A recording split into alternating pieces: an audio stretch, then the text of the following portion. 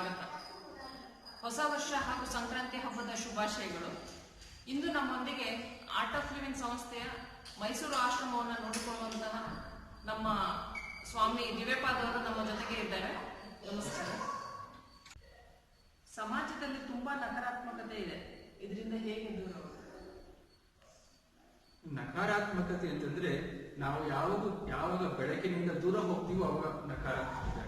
For example, ನಾವು ಒಂದು street light ನೋಡ್ತಿರ್ತೀವಿ ಅಂತ ಅನ್ಕೊಂಡು, ಸ್ಟ್ರೀಟ್ ಲೈಟ್ ಇಂದ ಹಿಂಭಾಗ ತಿಳ್ಕೊಂಡ್ರೆ ನಮ್ ನೆರಳು ಕಾಣುತ್ತೆ, ಹೌದಲ್ಲ? ಸೊ ನಕಾರಾತ್ಮಕತೆ ನಮ್ ನೆರಳಿದೆ, it's like our shadow. So ನೆರಳು ನೋಡ್ಸಕ್ಕೆ ಆಗೋದಿಲ್ಲ. ನಾವು ನಮ್ಮ ದೃಷ್ಟಿಕೋನ ಬೆಳಕಿನ ಹತ್ರ ತಿಳ್ಕೊಂಡಾಗ ನೆರಳು ಅದಾಗದೆ ನಮ್ ಇದರಿಂದ ದೂರ ಹೋಗೋದು. ಸೊ ಸಮಾಜದಲ್ಲಿ ನೋಡಿ 4 ತರ ಜನ ಇರ್ತಾರೆ.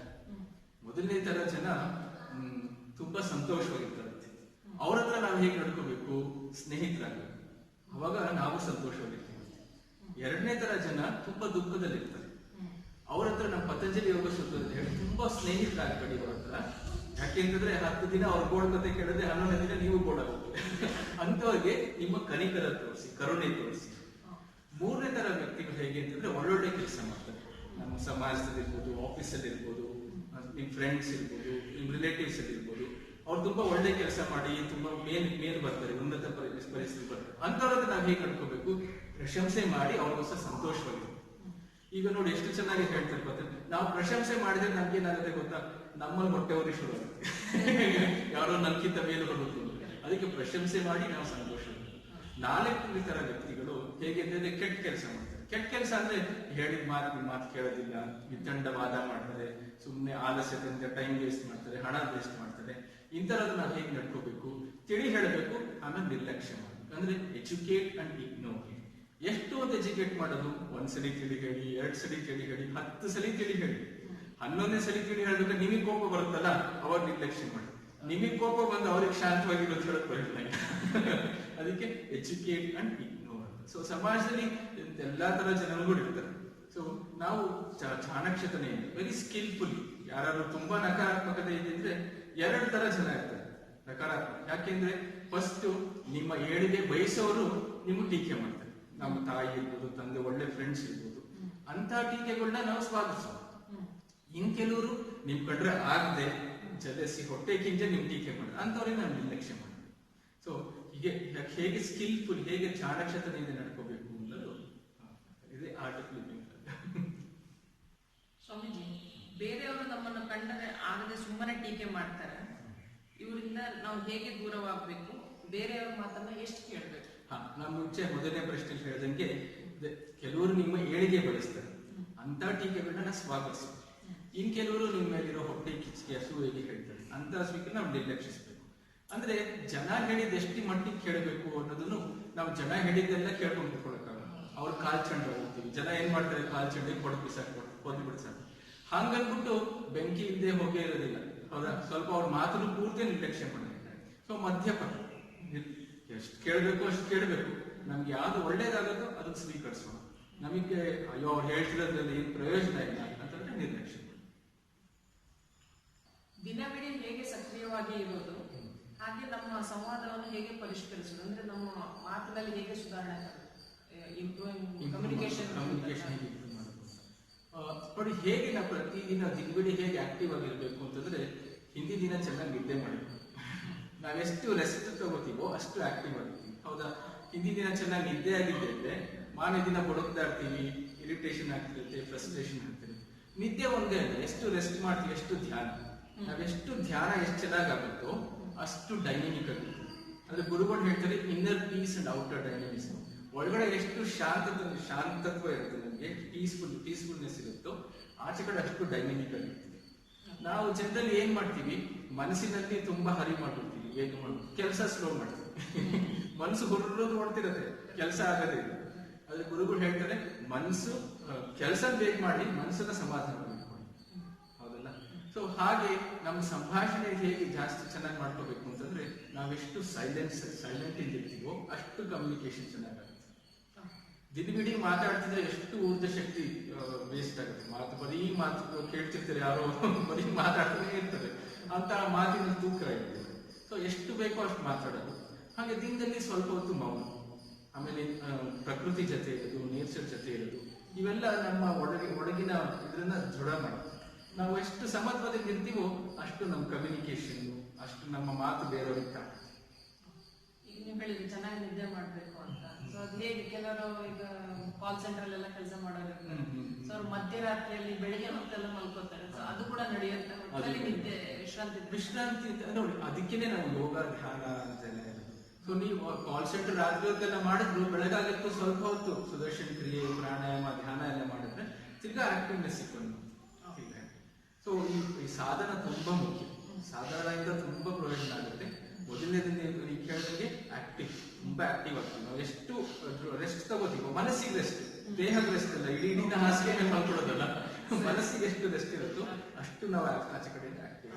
ಅದಕ್ಕೆ ಯಾಕಂದ್ರೆ ಕೆಲವರು 4 ತಾಸು ಮಾತ್ರ ಮಲ್ಕೋತಾರೆ, ಕೆಲವರು 8 ತಾಸು ಮಲ್ಕೋತಾರೆ. ಅದೇಗೆ ವ್ಯಕ್ತಿಯಿಂದ ವ್ಯಕ್ತಿಗೆ ಬದಲಾಗುತ್ತೋ ಅಥವಾ ಹೇಗೆ? 6 ರಿಂದ 8 ಗಂಟೆ ಸಾಕು. ಕೆಲವರು ತುಂಬಾ ಧ್ಯಾನ ಮಾಡೋರು 6 ರಿಂದ 3 ಗಂಟೆ, 4 ಗಂಟೆ, 5 ಗಂಟೆನೂ ಧ್ಯಾನ ಮಾಡಿಸ್. ಬಟ್ ಅದು ಸಬ್ಸ್ಟಿಟ್ಯೂಟ್ ಅಲ್ಲ. ಸ್ಲೀಪ್, ನಿದ್ದೆನೇ ಬೇರೆ, ಧ್ಯಾನನೇ ಬೇರೆ. ನಾನು ಚೆನ್ನಾಗಿ ಧ್ಯಾನ ಮಾಡ್ತೀನಿ ಅಂತ ನಿದ್ದೆ ಮಾಡ್ತಿರಕ್ಕಾಗೋದಿಲ್ಲ, ಚೆನ್ನಾಗಿ ನಿದ್ದೆ ಮಾಡ್ತೀನಿ ಧ್ಯಾನ ಮಾಡ್ತಿರಕ್ಕ. ಎಲ್ಲರಿಗೂ ಒಂದು ಸ್ಥಾನ. ಎಲ್ಲಿ ಪ್ರೀತಿ ಇರುತ್ತದೆ ಅಲ್ಲಿ ದುಃಖ ಇರುತ್ತೆ ಅಂತ ಹೇಳ್ತಾರೆ. ಹಾಗಾದ್ರೆ ನಾವು ಪ್ರೀತಿಯಿಂದ ದೂರ ಆಗ್ಬೇಕಾ? ಅದು ಒಳ್ಳೆ ಪ್ರಶ್ನೆ. ಏನಂದ್ರೆ ಈಗ ನೋಡಿ, ನಮ್ಗೆ ಯಾರು ತುಂಬಾ ಬೇಕಾದವರು ನಮ್ಗೆ ಏನಾರು ಅಂದ್ಬಿಟ್ರೆ ಮನಸ್ಸು ತುಂಬಾ ನೋವಾಗುತ್ತೆ, ಹೌದಲ್ಲ? ದಾರಿಗೆ ಹೋಗೋರೇನೋ ಅಂದ್ರೆ ಅಯ್ಯೋ ಹೋಗಪ್ಪ ಅಂತ ಅಂದ್ಬಿಡ್ತೀವಿ, ಹೌದಾ? ಸೊ ಎಲ್ಲಿ ಪ್ರೀತಿ ಇರುತ್ತೋ ಅಲ್ಲಿ ದುಃಖ ಹಾಗೆ ಆಗುತ್ತೆ. ಸೊ ಇದಕ್ಕೆ ಏನ್ ಸೊಲ್ಯೂಷನ್ ಅಂತಂದ್ರೆ ಪ್ರೀತಿ ಜೊತೆ ಸ್ವಲ್ಪ ಜ್ಞಾನ ಇರುತ್ತೆ, ಹೌದಾ? Love with wisdom. ಪ್ರೀತಿ ಜೊತೆ ಸ್ವಲ್ಪ ಜ್ಞಾನ ಇದ್ರೆ ಅದು ಹುಳಿಯಾಗೋದಿಲ್ಲ. ಇಲ್ಲಿ ಪ್ರೀತಿ ಜೊತೆ ಜ್ಞಾನ ಇದ್ರೆ ಅಜ್ಞಾನವಾಗಿ ಅಂಧಕಾರವಾಗಿ ಬರೀ ಪ್ರೀತಿ ಪ್ರೀತಿ ಅಂತ ಹೇಳ್ತಿದ್ರೆ ಅದು ಹೊಟ್ಟೆ ಕಿಚ್ಚು, ಜಲಸಿ, ಕೋಪ, ಇದಕ್ಕೆಲ್ಲ ತಿರುಗತ್ತೆ. ಜಲಸಿ, ಕೋಪ, ಕಾಮ, ಕ್ರೋಧ ಇವೆಲ್ಲ ಹೇಳ್ತೀವಿ, ಇದಕ್ಕೆಲ್ಲ ತಿರುಗತ್ತೆ. ಸೊ ನಾವು ಯಾವಾಗ ನಮ್ಮ ಕ್ರಿಶ್ಚಿಯಾನಿಟಿ ಹೇಳ್ತಾರೆ Jesus is the symbol of love, cross is the symbol of pain. ಇದು ಎರಡು ಒಟ್ಟಿಗೆ ಹೇಳುತ್ತೆ. ಸೊ ಎಲ್ಲಿ ಜೀಸಸ್ ಇದ್ರೆ ಕ್ರಾಸೇ ಇರುತ್ತೆ, ಹೌದಲ್ಲ? ಸೊ ನಾವು ಅದಕ್ಕೆ ನಾವು ದಿನನಿತ್ಯದಲ್ಲಿ ಸ್ವಲ್ಪ ಜ್ಞಾನ. ಏನಪ್ಪ ಜ್ಞಾನ ಅಂತಂದ್ರೆ, ಪರವಾಗಿಲ್ಲ ಅವರೇನೋ ಸ್ಟ್ರೆಸ್ ಅಲ್ಲಿ ಇರ್ಬೋದು, ಅದಕ್ಕೆ ಏನೋ ಅಂದಿದ್ದಾರೆ, ಇದೊಂದು ಜ್ಞಾನ ಅಂತ. ಈ ವಿವೇಕ ಒಂದಿದೆಯಲ್ಲ, ಈ ವಿವೇಕ ಅನ್ನೋದು ಒಂದಿದ್ರೆ ಆ ಪ್ರೀತಿ ಹುಳಿಯಾಗೋದಿಲ್ಲ ಬೇರೆ ಕಡೆ. ಸೊ ಹಂಗಾಗಿ ಪ್ರೀತಿಯಿಂದ ದೂರ ಹೋಗಕ್ ಸಾಧ್ಯ ಇಲ್ಲ. ಯಾಕೆಂದ್ರೆ ಗುರುಗಳು ಹೇಳ್ತಾರೆ love is our very nature ಅಂತ. ಅದರಿಂದ ದೂರ ಹೋಗಕ್ ಸಾಧ್ಯ ಇಲ್ಲ. ನಮ್ಮ ಒಳಗಡೆನೆ ಸ್ವಭಾವನೇ ಸಂತೋಷ, ಪ್ರೀತಿ, ಪ್ರೇಮ ಅಂತಿದೆ. ಸೊ ಅದರಿಂದ ದೂರ ಹೋಗಕ್ ಸಾಧ್ಯ ಇಲ್ಲ. ಅದಕ್ಕೆ ಸ್ವಲ್ಪ ಜ್ಞಾನ ಆಡ್ ಮಾಡಬೇಕು. ಅಂದ್ರೆ ಕಾಫಿ ಜೊತೆ ಸ್ವಲ್ಪ ಶುಗರ್ ಆಡ್ ಮಾಡ್ತೀವಿ, ಸ್ವಲ್ಪ ಎಷ್ಟು ಬೇಕೋ ಅಷ್ಟು ಜ್ಞಾನ ಆಡ್ ಮಾಡಿ. ತುಂಬಾ ಜ್ಞಾನ ಆಡ್ ಮಾಡಿದ್ರೆ ಪ್ರೀತಿ ಕೊಟ್ಟರು, ಬರೀ ತಲೆ ಉಪಯೋಗಿಸ್ಕೊಂಡೇ ಪ್ರೀತಿ ಮಾಡಕ್ಕಾಗಲ್ಲ. ಸೊ ಬ್ಯಾಲೆನ್ಸ್ ಇರುತ್ತೆ, ಎಷ್ಟು ಪ್ರೀತಿ ಇರುತ್ತೆ ಎಷ್ಟು ಜ್ಞಾನ. ಅರಿಷಡ್ ವರ್ಗ ಅಂದ್ರೆ ಏನು? ಇದ್ರಲ್ಲಿ ಅಹಂಕಾರ ಕೂಡ ಒಂದು ಬರುತ್ತಲ್ವ? ಸೊ ಅದರಿಂದ ಹೇಗೆ ಮುಕ್ತಿ ಪಡೆಯೋದು? 6 enemies of the self ಅಂತ. ಅಂದ್ರೆ ನಮ್ಮ ಚೈತನ್ಯಕ್ಕೆ, ನಮ್ಮ ಆತ್ಮಕ್ಕೆ, ನಾವು ಒಳಗಡೆ ಹೋಗಕ್ಕೆ 6 ರೀತಿಯ ವೈರಿಗಳಿದ್ದಾರೆ. ಅದಕ್ಕೆ ಹರಿಷಡ್ ವರ್ಗ ಅಂತ ಹೇಳಿ. ಮೊದಲನೇದು ಕಾಮ, ಎರಡನೇದು ಕ್ರೋಧ, ಲೋಭ, ಮೋಹ, ಮದ ಹಾಗೂ ಮಾತ್ಸರ್ಯ. ಕಾಮ ಅಂತಂದ್ರೆ ನಮ್ಮಲ್ಲಿರೋ ತೃಪ್ತಿಯಿಂದ ಇರಕ್ ಆಗೋದಿಲ್ಲ ನಮಗೆ, ಅದಕ್ಕೆ ಆ ಕಾಮ ಸ್ವಭಾವ. ಬೇಕು ಬೇಕು, ಅದು ಬೇಕು, ಇದು ಬೇಕು. ಇಂಗ್ಲಿಷಲ್ಲಿ ಲಸ್ಟ್ ಅಂತ ಹೇಳ್ತೀವಿ. ಕ್ರೋಧ ಅಂತಂದ್ರೆ ತುಂಬಾ ಚೆನ್ನಾಗಿ ಹೇಳ್ತಾರೆ, ಕೈಯಲ್ಲಿ ಕೆಂಡ ಹಿಡ್ಕೊಂಡು ಯಾವ್ದೋ ಮೇಲೆ ಹೆಸರು ನೋಡ್ತಿರ್ತೀವಂತೆ, ಯಾರು ಸಿಗ್ತಾರೆ ನಮ್ಮ ಕೈಗೆ ಸುತ್ತಾ ಇರ್ತೀವಿ. ಸೊ ಕ್ರೋಧದಿಂದಲೂ ನಾವು ನಮ್ಮ ಆತ್ಮದಿಂದ, ಸೆಲ್ಫ್ ಇಂದ ದೂರ ಹೋಗ್ತೀವಿ. ಕಾಮ, ಕ್ರೋಧ. ಲೋಭ ಅಂತಂದ್ರೆ ಗ್ರೀಡ್, ಇಂಗ್ಲಿಷ್ ಹೇಳ್ತೀವಲ್ಲ. ವ್ಯಕ್ತಿ, ವಸ್ತು, ಪರಿಸ್ಥಿತಿ, ಈ 3 ಇರುತ್ತೆ ನಮ್ಮ ಜೀವನದಲ್ಲಿ. ವಸ್ತು ಹಾಗೂ ಪರಿಸ್ಥಿತಿಗಳಿಂದ ನಮಗೆ ಸಂತೋಷ ಬೇಕು, ಇದು ಲೋಭ ಅಂತ ಹೇಳ್ತೀವಿ. ವ್ಯಕ್ತಿಗಳಿಂದ ಸಂತೋಷ ಬೇಕು, ಇದಕ್ಕೆ ಮೋಹ ಅಂತ ಹೇಳ್ತೀವಿ ಅಲ್ವಾ? ವ್ಯಕ್ತಿ ಅವ್ರಿದ್ದರೆ ನನಗೆ ಆಗೋದಿಲ್ಲ, ಅವ್ರ ಅಟ್ಯಾಚ್ಮೆಂಟ್, ಇದಕ್ಕೆ ಮೋಹ. ವಸ್ತು ಹಾಗೂ ಪರಿಸ್ಥಿತಿಗಳಿಂದ ಹೀಗೆ ಇರಬೇಕು, ಪರಿಸ್ಥಿತಿ ಹೀಗೆ ಇರಬೇಕು, ಇದಕ್ಕೆ ಗ್ರೀಡ್, ಲೋಭ ಅಂತ ಹೇಳ್ತೀವಿ. ಅದಾದ್ಮೇಲೆ ಮದ. ಮದ ಅಂದ್ರೆ ಈಗೋ. ಈಗೋ ಅಂತಂದ್ರೆ a sense of false identification. ಅಂದ್ರೆ ನೋಡಿ, ನಾವೆಲ್ಲರೂ ಒಂದೇ ಚೈತನ್ಯದಿಂದ ಹುಟ್ಟಿರುತ್ತೆ, ಹೌದಾ? ಆದ್ರೆ ಕೆಲವರು ನಾನು ಸಪರೇಟ್, ನಾನು ನಿಮ್ಗಿಂತ ಸಪರೇಟ್, ಅವ್ರಿಗಿಂತ ಸಪರೇಟ್ ಅಂತ ಅನ್ಕೋತೀವಿ. ಇದಕ್ಕೆ ಈಗೋ ಅಂತ ಹೇಳಿ. ಸೊ ಈಗೋದಲ್ಲಿ ತುಂಬಾ ಡಿಫ್ರೆಂಟ್ ಫ್ಲೇವರ್ಸ್ ಅಂತ ಹೇಳ್ತೀವಲ್ಲ, ಆ ತರ ಇದೆ. ಮೊದಲನೇದು ಸುಪೀರಿಯಾರಿಟಿ ಕಾಂಪ್ಲೆಕ್ಸ್, ನಾನೇ ದೊಡ್ಡವನು, ನನ್ಗಿಂತ ಯಾರು ಇಲ್ಲ. ಇದನ್ನು ಫೇಕ್, ಯಾಕೆಂದ್ರೆ ಎಲ್ಲರೂ ಒಂದೇ. ಇದು ಮೊದಲನೇದು. Next inferiority complex. Inferiority complex ಅಂದ್ರೆ ಏನು? ಅಯ್ಯೋ ನನ್ಗೇನು ಬರೋದಿಲ್ಲ, ಎಲ್ರು ಚೆನ್ನಾಗಿ ಆಗ್ತಾರೆ, ನನ್ಗೇನು ಇಲ್ಲ ಅಂದ್ರೆ ನಾವು ಬೇರೆಯವರಿಂದ ಸಪರೇಟ್ ಆಗ್ತೀವಲ್ಲ, ಇದನ್ನು ಅಷ್ಟೇ, ಇದನ್ನು ಈಗೋ ಇಂದನೇ ಆಗುತ್ತೆ. Superiority complex, inferiority complex. ಆಮೇಲೆ guilt conscious, guilt and victim. Guilt ಅಂದ್ರೆ ಒಂದು ವಿಕ್ಟಿಮ್ ಅಂದ್ರೆ ಪಾಪ ಪ್ರಜ್ಞೆ, ಗಿಲ್ಟ್ ಅಂತಂದ್ರೆ ಪಾತಕಿ ಮನೋಭಾವ, ಅಂದ್ರೆ ನಾನೇನೋ ತಪ್ಪು ಮಾಡ್ಬಿಟ್ಟೆ, ನನ್ನಿಂದ ತಪ್ಪಾಯ್ತು ಅಂದ್ರೆ ನಮ್ಮನ್ನು ನಾವೇ ಬೈಕೊಡುತ್ತೆ, ಅದು ಗಿಲ್ಟ್. ವಿಕ್ಟಿಮ್ ಅಂತಂದ್ರೆ ಅವರಿಂದ ತಪ್ಪಾಯ್ತು ಅಂದ್ಬಿಟ್ಟು ನಮ್ಗೆ ಅಯ್ಯೋ ಪಾಪ, ನಮ್ಮನ್ನ ನಾವೇ ಅಯ್ಯೋ ಪಾಪ ಅಂತ ಅನ್ಕೊಡೋದು, ಇದನ್ನು ಈಗೋಲಿ ಗಿಲ್ಟ್ ಅಂಡ್ ವಿಕ್ಟಿಮ್ ಅದೆಲ್ಲ. ನೆಕ್ಸ್ಟ್ ಅಗ್ರೆಸಿವ್ ಕಾನ್ಶಿಯಸ್ ಅಥವಾ ಅಟ್ಯಾಕಿಂಗ್ ಕಾನ್ಶಿಯಸ್. ಯಾರೊಬ್ಬರೇನೋ ಹೇಳೋದು ಬಂದ್ರೆ ಫಸ್ಟ್ ಅಟ್ಯಾಕ್ ಮಾಡ್ಬೋದು, ಹೇ ನಂಗೆ ಸರಿ ಅಟ್ಯಾಕ್ ಮಾಡ್ಬೋದು, ಇದು aggressive. Next defensive conscious. Defensive ಅಂದ್ರೆ ನೋಡಿ, ಯಾರೋ ಒಂದು ನಿಮ್ಮಲ್ಲಿರೋ ಒಂದು ಅಳುಕನ್ನು ಹೇಳ್ತೀನಿ, ನೋಡಪ್ಪ ಹಿಂಗ್ ಮಾಡ್ಬಾರ್ದು ಅಂತ ಹೇಳ್ತೀರಿ, ಹೇ ಅದೇನ್ ಸರಿ ನನಗೆ ಗೊತ್ತು, ನಾನು ಆ ಊರಲ್ಲಿ ಹಂಗ್ ಮಾಡಿದ್ದೆ, ಹಿಂಗ್ ಡಿಫೆಂಡ್, ನಮ್ಮನ್ನ ನಾವೇ ಡಿಫೆಂಡ್ ಮಾಡ್ಕೊಡ್ತೀವಿ. ಹೌದಾ? ಇದನ್ನು ಈಗೋಲಿ. ಒಂದು ಅಟ್ಯಾಕ್ ಮಾಡ್ಬಿಡ್ತೀವಿ ಬೇರೆಯವ್ರನ್ನ, ಇನ್ನೊಂದು ಡಿಫೆಂಡ್ ಮಾಡ್ಕೊತೀವಿ ನಮ್ಮನ್ನ, ಹೇ ನಾನೇ ಸರಿ. ಎರಡೂ ಒಂದೇನೆ, ಆದ್ರೆ ಇದು ಸೂಕ್ಷ್ಮ ರೀತಿಯಲ್ಲಿ ವಿಂಗಡಿಸಿದ್ದಾರೆ. ಹೌದಲ್ಲ? ಇದಾದ್ಮೇಲೆ ಅಲೂಫ್. ಅಲೂಫ್ ಅಂತಂದ್ರೆ ಯಾರ ಹತ್ರನೂ ಒಂದು ಸಂಬಂಧ ಇಲ್ಲ. ಒಂದ್ ಸತ್ಸಂಗದಲ್ಲಿ ಕೂತಿದ್ರೆ ಎಲ್ಲರೂ ನಗ್ನಗ್ತಾ ಮಾತಾಡ್ತಿರೋ, ಒಬ್ಬ ಹಿಂಗೋ ಯಾರ ಹತ್ರ ಕನೆಕ್ಷನ್ ಇರೋದಿಲ್ಲ, ಎಲ್ಲೋ ನೋಡ್ತಿರ್ತಾನೆ, ಏನೋ ಮಾಡ್ತಿರ್ತಾನೆ, ಅಂದ್ರೆ ಆ ಬಾಂಧವ್ಯನೇ ಇಲ್ಲ, ಬಿಲಾಂಗಿಂಗ್ನೆಸ್ ಇಲ್ಲ ಯಾರು. ಇದು ಅಲೂಫ್ ಕಾನ್ಶಿಯಸ್, ಇದನ್ನು ಈಗೋಲಿ. ನಂತರ ಕಂಪ್ಲೇನಿಂಗ್ ಕಾನ್ಶಿಯಸ್. ಇದು ನೋಡಿ, ಇದು ಒಂದು ಮನೋರೋಗ ತರ ಕಂಪ್ಲೇಂಟ್. ಈಗ ಯಾವ್ದೋ ಒಂದು ಇವೆಂಟ್ ಮಾಡ್ತೀರಾ, ಯಾವ್ದೋ ಒಂದು ಚೆನ್ನಾಗಿ ಫಂಕ್ಷನ್ ಮಾಡ್ತೀರಾ, ತುಂಬಾ ಚೆನ್ನಾಗಿ ನಡೆಯುತ್ತೆ, ಬಟ್ ಯಾವುದೇ ಫಂಕ್ಷನ್ 100% ಸರಿಯಾಗಿ ಆಗತ್ತಾ? ಒಂದು ಕೆಲವು ಅಡ್ವಾಂಟೇಜಸ್ ಇರುತ್ತೆ, ಕೆಲವು ಡಿಸ್ಅಡ್ವಾಂಟೇಜಸ್. ಅದೇ ಈ ಕಂಪ್ಲೇನಿಂಗ್ ಕಾನ್ಶಿಯಸ್ ಅವ್ರೇನ್ ಮಾಡ್ತಾರೆ ಗೊತ್ತಾ? 10 ಒಳ್ಳೇದನ್ನು ಬಿಟ್ಬಿಡ್ತಾರೆ, 100ರಲ್ಲಿ 90 ಒಳ್ಳೇದನ್ನು ಬಿಟ್ಬಿಡ್ತಾರೆ, ಇನ್ನು 10 ಅಥವಾ 99 ಒಳ್ಳೇದು ಬಿಟ್ಬಿಡ್ತಾರೆ. ಇನ್ನು ಒಂದೇನೋ ಕೆಟ್ಟದಾಗಿರುತ್ತಲ್ಲ ಫಂಕ್ಷನ್ ಅಲ್ಲಿ, ಅದನ್ನ ಹಿಡ್ಕೊಂಡು ನಿಮ್ಮನ್ನ ಡೌನ್ ಮಾಡ್ತಾರೆ, ನಿಮ್ಮನ್ನ ಡೌನ್ ಮಾಡಿ ನಾನು ಸರಿ ಅಂತ ಕರೆಕ್ಟ್. ಈ ತರದವರು ಜನ ಇರ್ತಾರೆ. ಯಾವ್ದೇ ಒಳ್ಳೆ ಕೆಲಸ ಮಾಡಿದ್ರೆ ನೀವು ಸಣ್ಣ ಕೆಟ್ಟದನ್ನ ನೋಡ್ತಾರೆ, ಅದರಲ್ಲಿ ಅದ್ ನೋಡ್ಬಿಟ್ಟು ನಿಮ್ಮನ್ನ ಡೌನ್ ಮಾಡಿ ಅವ್ರ ಖುಷಿ ಪಟ್ಬಿಟ್ಟು ಅವ್ರ ನಾನು ಮೇಲ್ ಬಂದಿರ್ತೀನಿ. ಇದು ಮನೋರೋಗ. ಸೊ ಇದು ಡಿಫ್ರೆಂಟ್ ಫ್ಲೇವರ್ಸ್. ಈಗ ತುಂಬಾ ಹುಷಾರಾಗಿರ್ಬೇಕು. ಕಾಮ ಹಾಗೂ ಮದ, ಆಧ್ಯಾತ್ಮ ಪಥದಲ್ಲಿ ಎರಡು ತುಂಬಾ ಎನಿಮೀಸ್ ಆಫ್ ದಿ ಸೆಲ್ಫ್, ಇವೆರಡು. ಲಾಸ್ಟ್ ಅಲ್ಲಿ ಮಾತ್ಸರ್ಯ ಅಂದ್ರೆ ಹೊಟ್ಟೆ ಕಿಚ್ಚು. ಹೊಟ್ಟೆ ಕಿಚ್ಚು ಹೆಂಗಪ್ಪ ವಿವರಣೆ ಮಾಡೋದು ಅಂದ್ರೆ, ಈಗ ನೋಡಿ, ನಾನು ಈ ಕುರ್ಚಿಯಿಂದ ಆ ಕುರ್ಚಿ ಹಾಕಿದ್ರೆ ಯಾರು ಇಲ್ಲಿ ಹೊಟ್ಟೆ ಕಿಚ್ಚಾಗೋದಿಲ್ಲ. ಆದ್ರೆ ನಿಮ್ಗೆ ಯಾರೋ ಕೆಲಸ ನಿಮ್ ಕೈಯಲ್ಲಿ ಆಗೋದಿಲ್ಲ, ಆ ಕೆಲಸ ನಾನ್ ಮಾಡ್ತೀನಿ. ನನ್ ಕೈಯಲ್ಲಿ ಆಗದಿರೋ ಕೆಲಸ ಇವ್ರು ಮಾಡ್ಬಿಟ್ರು ಅಂತ ಅಂದ್ಬಿಟ್ಟು ಹೊಟ್ಟೆ ಗುಡುಗುಡು ಶುರು ಆಗತ್ತಲ್ಲ, ಅದಕ್ಕೆ ಹೊಟ್ಟೆ ಕಿಚ್ಚು. ಇದ್ರ ನೋಡಿ, ಇವೆಲ್ಲ ಕನೆಕ್ಟೆಡ್. ಹೊಟ್ಟೆ ಕಿಚ್ಚಿಂದ ಕಂಪ್ಲೇನಿಂಗ್ ಕಾನ್ಶಿಯಸ್ನೆಸ್ ಬರುತ್ತೆ. ಹೌದಲ್ಲ? ನಮ್ ಹೊಟ್ಟೆ ಕಿಚ್ಚಿಂದ ಬೇರೆಯವ್ರನ್ನ ಡೌನ್ ಮಾಡ್ತೀವಿ.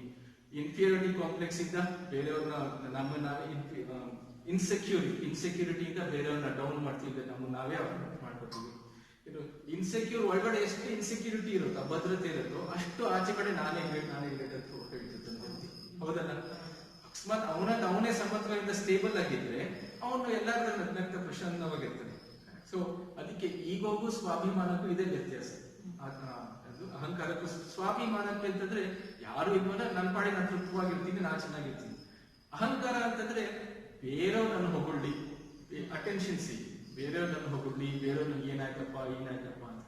ಸೊ ಇದು ಅಹಂಕಾರ. ಸ್ವಾಭಿಮಾನ, ಅಹಂಕಾರ ಎರಡಕ್ಕೂ ಒಂದು ಥಿನ್ ಲೈನ್ ಆಫ್ ಡಿಫರೆನ್ಸ್.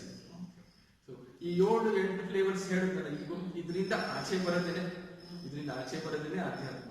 ಈಗ ನಾನು 7 ಸ್ತರಗಳಿವೆ. ಹೌದಲ್ಲ? ದೇಹ, ಉಸಿರು, ಮನಸ್ಸು, ಬುದ್ಧಿ, ಆಮೇಲೆ ಚಿತ್ತ, ಆಮೇಲೆ ಅಹಂ, ಆಮೇಲೆ ಆತ್ಮ. ಆತ್ಮಕ್ಕೆ ಕೆಳಗಿರೋ ಫೈನಲ್ ಸ್ಟೇಜ್ ಯಾವುದು?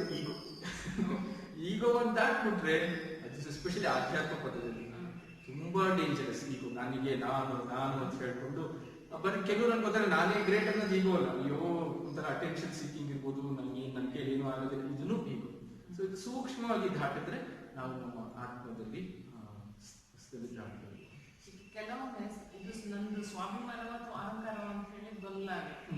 ಸೊ ಅದು ಹೇಗೆ ಗೊತ್ತಾಗುತ್ತೆ? ಇಲ್ಲ, ಇದು ನನ್ನ ಸ್ವಾಭಿಮಾನ. ನೀವು ಹೇಳಿದ್ನಲ್ಲ, ಸ್ವಾಭಿಮಾನದಲ್ಲಿ ನೀವೇ ತೃಪ್ತವಾಗಿರ್ತೀರ. ಅಲ್ಲ, ಹಾಗಲ್ಲ. ಈಗ ಒಬ್ರು ಯಾರೋ ಅವಮಾನ ಮಾಡ್ತಾರೆ, ಏನೋ ಒಂದು ಮಾಡ್ತಾರೆ, ಇಲ್ಲ ಇದು ನನ್ನ ಸ್ವಾಭಿಮಾನಕ್ಕೆ ಧಕ್ಕೆ ಆಯ್ತು ಅಂತ ಕೆಲವರು ಹೇಳ್ತಾರೆ. ಇನ್ನು ಕೆಲವರಿಂದ ಇದು ನನ್ನ ಅಹಂಕಾರಕ್ಕೆ ಧಕ್ಕೆ ಆಯ್ತು ಅಂತ.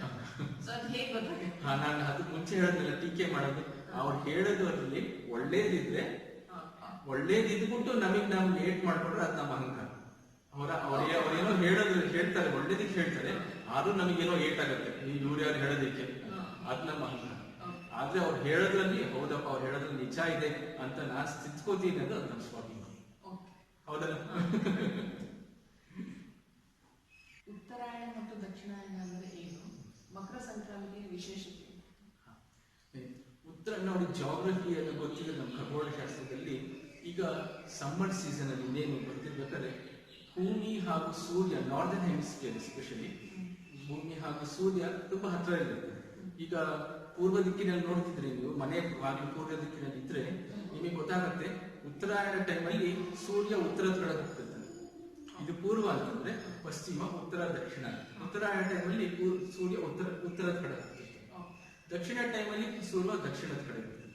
ಅಂದ್ರೆ ಅವಾಗ ವಿಂಟರ್ ಸೀಸನ್, ರೈನಿ ಸೀಸನ್ ಇವೆಲ್ಲ ಶುರು ಆಗುತ್ತೆ. ಸ್ಪ್ರಿಂಗ್, ಸಮ್ಮರ್ ಇವೆಲ್ಲ ಆದಾಗ ಈಗ ನಾಳೆ ಸಂಕ್ರಾಂತಿಯಿಂದ ಉತ್ತರಾಯಣ ಶುರು ಅಂತ ಹೇಳ್ತಾರೆ. ನೆಕ್ಸ್ಟ್ ಆಮೇಲೆ ಗುರು ಪೂರ್ಣಿಮೆಯಿಂದ ಕೆಳಗಡೆ ಹೋಗ್ತಾ ಇರುತ್ತೆ, ಅದಕ್ಕೆ ದಕ್ಷಿಣಾಯಣ ಅಂತ ಹೇಳ್ತೀವಿ. ಸೊ ಮಕರ ಸಂಕ್ರಾಂತಿ ಅಂತಂದ್ರೆ ನೋಡಿ, ಸಂಕ್ರಾಂತಿ ಇರೋದು ಪ್ರತಿ ತಿಂಗಳಿಗೂ ಆಗುತ್ತೆ.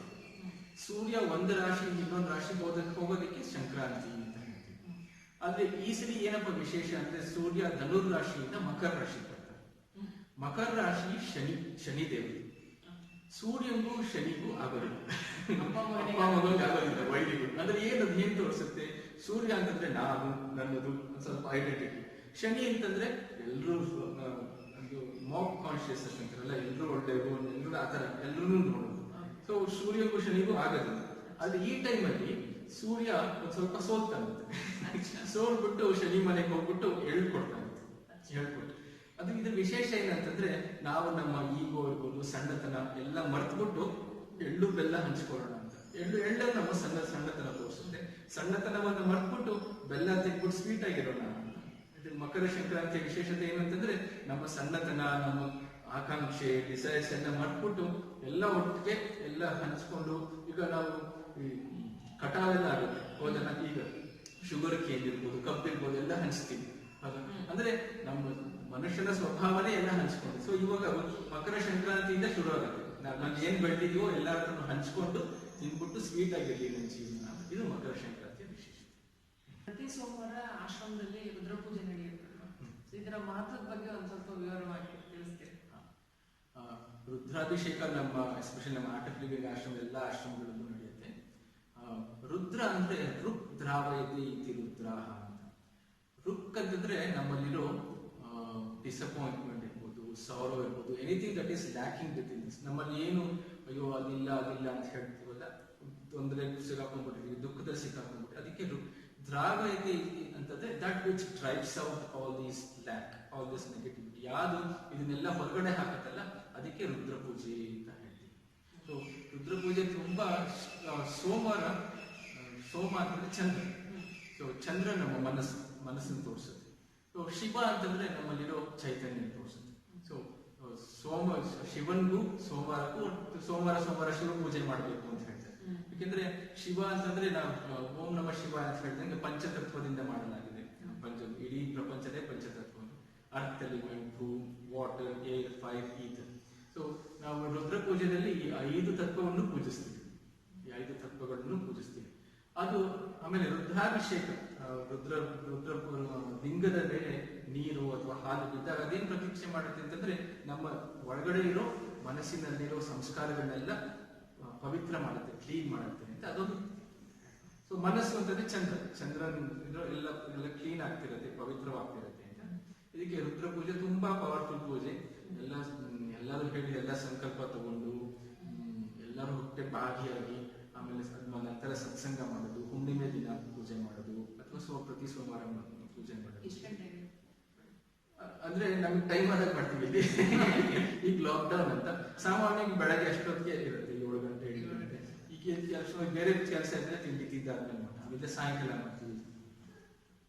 ಸೊ ಯಾರಿಗಾದ್ರೂ ಬಿಡುವಿದ್ದಲ್ಲಿ ಸೋಮವಾರ ದಿನ ಬೆಳಿಗ್ಗೆ 7 ಗಂಟೆಗೆ, ಕೊರೋನಾ ಟೈಮಲ್ಲ, ಕೊರೋನಾ ಮುಗಿದ ನಂತರ ಯಾರಿಗಾದ್ರೂ ಬರ್ಲಿಕ್ಕೆ ಆಸಕ್ತಿ ಇದ್ದಲ್ಲಿ ಬರ್ಬೋದು.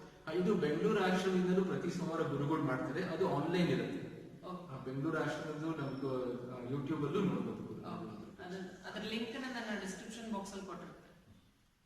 ಪೂಜೆಯಲ್ಲಿ ಹಣ ಕೊಟ್ಟ ಸಂಕಲ್ಪ ತೆಗೆದುಕೊಂಡ್ರೆ ಮಾತ್ರ ಫಲ ಸಿಗುತ್ತೆ. ಸಂಕಲ್ಪ ಅಂದ್ರೆ ಸತ್ಕಲ್ಪನೆ, ಅಂದ್ರೆ ನಮ್ಗೆ good imagination of our future wants to be, ನಮ್ಮ ಮುಂದೆ ಏನು ಒಳ್ಳೇದಾಗಬೇಕು ಅಂತ. ಈಗ ಆರೋಗ್ಯದ ಪ್ರಾಬ್ಲಮ್ ಇರ್ಬೋದು, ಹಣಕಾಸಿನ ಪ್ರಾಬ್ಲಮ್ ಇರ್ಬೋದು, ರಿಲೇಶನ್ಶಿಪ್ ಪ್ರಾಬ್ಲಮ್ ಇರ್ಬೋದು, ಇದಕ್ಕೆಲ್ಲ ಒಂದು ಪವಿತ್ರವಾದ ಮನಸ್ಸಿಂದ ಕಲ್ಪನೆ ಮಾಡ್ಕೊಳ್ಬೇಕು ಸಂಕಲ್ಪ ಅಂತ ಹೇಳಿ. ಸೊ ನಮಗೆ ಇದೇನಾದ್ರು ಬೇಕು ಅಂತ ಅನ್ಸಿದಾಗ ನಮ್ಮ ಕಡೆ ಏನಾದ್ರು ಕೊಟ್ರೆ ನಮಗೆ ತೃಪ್ತಿ ಆಗುತ್ತಲ್ವಾ. ಸೊ ಅದಕ್ಕೆ ದೇವಸ್ಥಾನದಲ್ಲೂ ದೇವರಿಗೆ ಹೋಗ್ಬೇಕು, 1 ರೂಪಾಯಿ ದಕ್ಷಿಣೆ ಯಾರು ಬಿಡ್ತೀವಿ, ಅಂದ್ರೆ ನಮ್ಮ ಮನಸ್ಸಿನ ತೃಪ್ತಿಗೆ ಅಷ್ಟೇ. ಅಂದ್ರೆ ದೇವರ ಸೂರ್ಯನ ಬೆಳಕು ಎಲ್ಲಾ ಕಡೆನೂ ಇರುತ್ತೆ. ಹಾಗೆ ಒಂದು ಮ್ಯಾಗ್ನಿಫೈಯಿಂಗ್ ಗ್ಲಾಸ್ ಇಟ್ಕೊಂಡ್ರೆ ಬೆಳಕು ಇನ್ನೂ ಇಂಟೆನ್ಸ್ ಆಗಿ ಕಾಣುತ್ತಲ್ಲ. ಹಾಗೆ ಸಂಕಲ್ಪ ತಗೊಂಡ್ರೆ ದುಡ್ಡೇ ಕೊಡ್ಬೇಕು ಅಂತಲ್ಲ, ಬಟ್ ದುಡ್ಡು ಕೊಡೋದ್ರಿಂದ ಏನಾದ್ರು ಕೊಡೋದ್ರಿಂದ ನಮಗೆ ತೃಪ್ತಿ ಆಗುತ್ತೆ. ನಮಗೆ ತೃಪ್ತಿ ಆದ್ರೆ ಅವಾಗ ಎಷ್ಟು ತೃಪ್ತಿ ಆಗುತ್ತೋ ಅಷ್ಟು ನಮ್ಮ ಬಾಯಿಗೆ ಇದೆ. ಹೊಸ ವರ್ಷಕ್ಕೆ ನಿಮ್ಮ ಸಂದೇಶ? ಈಗ 2020ರಲ್ಲಿ ಕೊರೋನಾ ವೈರಸ್ ಇಂದ ಎಷ್ಟೋ ಜನಕ್ಕೆ ಎಷ್ಟೋ ತರ ಪ್ರಾಬ್ಲಮ್ಗಳಾಗಿದೆ, ಹೌದಲ್ಲ. ಸೊ 2021ರಲ್ಲಿ ಗುರುಗಳು ಹೇಳಿದಂಗೆ ನಾವೇನ್ ಮಾಡೋದು ಅಂದ್ರೆ, ಇವಾಗ ಜೀವನ ಅಂದ್ರೆ ಕಷ್ಟನೂ ಇರುತ್ತೆ, ಸುಖನೂ ಇರುತ್ತೆ. ದೇಹ ಅಂದ್ರೆ ಆರೋಗ್ಯ ಇರುತ್ತೆ, ಅನಾರೋಗ್ಯ ಇರುತ್ತೆ. ಬಿಸ್ನೆಸ್ ಅಂದ್ರೆ ಪ್ರಾಫಿಟ್ ಇರುತ್ತೆ, ಲಾಸ್ ಇರುತ್ತೆ. ಇವೆಲ್ಲನೂ ವಿರುದ್ಧಾರ್ಥಕ ಕಾಣ್ರು ನಾವು ಒಂದು ಸಮತ್ವದಿಂದ ನಡ್ಕೊಂಡು ಹೋಗೋದು. ಸೊ ಹೊಸ ವರ್ಷಕ್ಕೆ ಸಂದೇಶ ಏನಂತಂದ್ರೆ, ವಿ ಶುಡ್ ಬಿ ಸೆಂಟರ್ಡ್ನೆಸ್ ಇಂದ ಎಲ್ಲರೂ ಸ್ವೀಕರಣ. ಹಾಗೆ ನನ್ನ ಕೈಲಿ ಎಷ್ಟಾಗುತ್ತೋ ಅಷ್ಟು ಸೇವೆ ಮಾಡ್ತೀವಿ. ವಾರಕ್ಕೆ ಒಂದು ಗಂಟೆ ಆಗಲಿ, 15 ದಿನಕ್ಕೆ 1 ಗಂಟೆ ಆಗಲಿ, ನಾವೆಷ್ಟು ಸೇವೆ ಮಾಡ್ತೀವೋ ಅಷ್ಟು ಧ್ಯಾನದಲ್ಲಿ ಆಳವಾಗಿ ಹೋಗ್ತೀವಿ. ಎಷ್ಟು ಧ್ಯಾನದಲ್ಲಿ ಆಳವಾಗಿ ಹೋಗ್ತೀವೋ ಅಷ್ಟು ಕೃಪೆ ನಮ್ಮಲ್ಲಿ ಬರುತ್ತೆ. ಆಮೇಲೆ ಗುರುಗಳು ಇನ್ನೊಂದು ತುಂಬಾ ಚೆನ್ನಾಗಿ ಹೇಳಿದ್ರು, ಸಂತೋಷ ಅಂದ್ರೆ ನಮ್ಮ ಸ್ವಭಾವದಲ್ಲೇ ಇದೆ. So no that happiness is our very nature. ಅಂದ್ರೆ ನಮ್ಗೆ ಏನಾದ್ರು ತಗೊಂಡು ಸಿಕ್ಕಿದ್ರೆ ನಮಗೆ ಸಂತೋಷ ಆಗೋದಿಲ್ಲ, ನಮ್ಮ ಒಳಗಡೆ ಇರೋ ಸಂತೋಷನೇ ಗುರುತಿಸ್ಕೋಣ. ಸೊ ಹೊಸ ವರ್ಷಕ್ಕೆ ಒಂದು ನಮ್ಮ ಸಂತೋಷ ನಮ್ಮ ಸ್ವಭಾವದಲ್ಲೇ ಇದೆ, ಸೇವೆ ಮಾಡೋಣ. ಹಾಗೂ ಜೀವನದಲ್ಲಿ ಏನೇ ಏರುಪೇರು ಬಂದ್ರು ಅದು ನಮ್ಮ ಸಮತ್ವದಲ್ಲಿ ಸ್ವೀಕಾರ ಮಾಡೋಣ.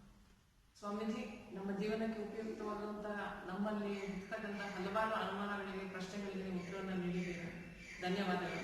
ಹಾಗೆ ನಿಮ್ಮಲ್ಲಿ ಇನ್ನೂ ಏನಾದರೂ ಪ್ರಶ್ನೆಗಳಿದ್ದಲ್ಲಿ ದಯವಿಟ್ಟು ಕಮೆಂಟ್ ಬಾಕ್ಸ್ ಅಲ್ಲಿ ತಿಳಿಸಿ.